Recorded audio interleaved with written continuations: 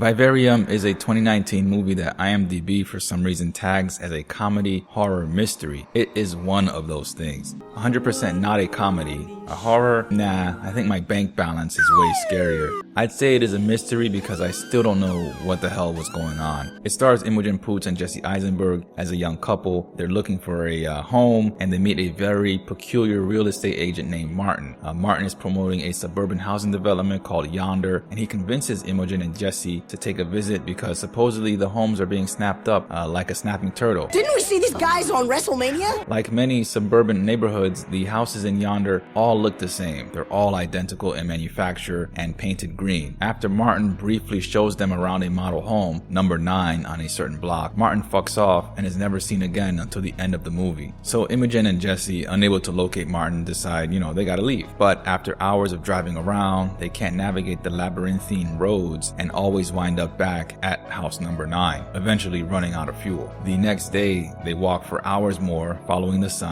Sun rises in the east, sets in the west, so they follow the sun, presumably in one direction, and still they wind up at house number 9. Okay, cool, I guess. Frustrated, they torch the house at number 9. Okay, a bit of an extreme reaction, I would say. And then they fall asleep outside and watch it burn down. But they watch it burn down and then fall asleep. They don't fall asleep and then watch it burn down. That'd be kind of hard. Anyway, the next morning, they wake up and find a baby in a box in the road, and the house also is not burned down anymore. So Vivarium then delves into this strangely mundane life of Imogen and Jesse raising this child, who isn't a child at all. It doesn't really talk like a child. It kind of has these robotic alien screams that it does in order to communicate what it wants. Eventually it does learn to copy and mimic what Imogen and Jesse do and say, so I guess it's kind of like a child. Vivarium, the definition, is a place such as an enclosure or facility used for keeping living animals for observation or research. Not knowing the meaning of the word when I saw the movie, I thought maybe the kid was like some kind of a scout for a nefarious larger alien force or something, because there is a sequence near the end that made me think there was a society of these beings living underneath the housing development, trapping their prospective home buyers and maybe assuming their roles in society, like a twist on the Invasion of the Body Snatchers. But that idea went nowhere as far as I could tell anyway, because Jesse works himself to death digging up their front yard, and the kid drives Imogen crazy until he packages her frail body into like this human-sized air-sealed plastic bag where she's just zipped up for all time. It's bizarre as hell. I said, I'm not your fucking mother.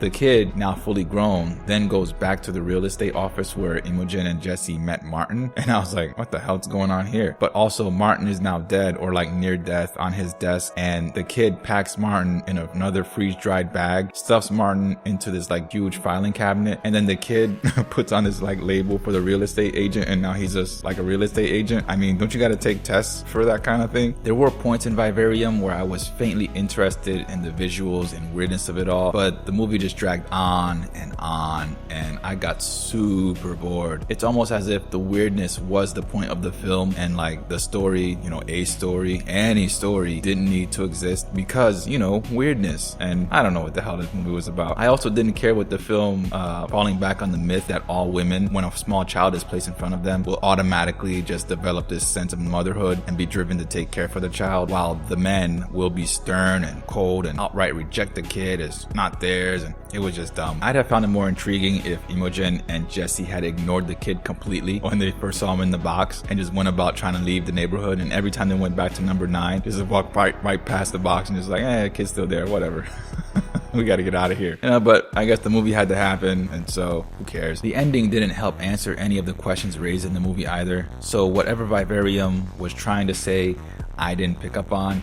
Like, is it a tale of how difficult it is for young couples nowadays to balance their home and work life, especially with a child in the equation? Or is it perhaps a story of how young people feel alienated in a world that increasingly values conformity on a large scale? Or is it a warning about how predatory the housing markets towards first-time buyers are? Or maybe it's all of them? or none of them or something else. I have no idea. I don't know. This movie is a mystery to me. One really positive thing I thought of was when Jesse was doing all that digging. I imagined the sand monster from Beetlejuice popping up out of the ground and eating them both. I don't know why, but that made me chuckle.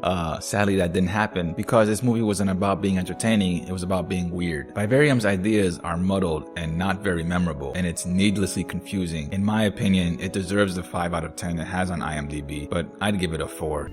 Whatever. Thanks for watching. Like and subscribe if you like to like and subscribe to things, and I'll see you in the next video when I become a suburban commando without a license.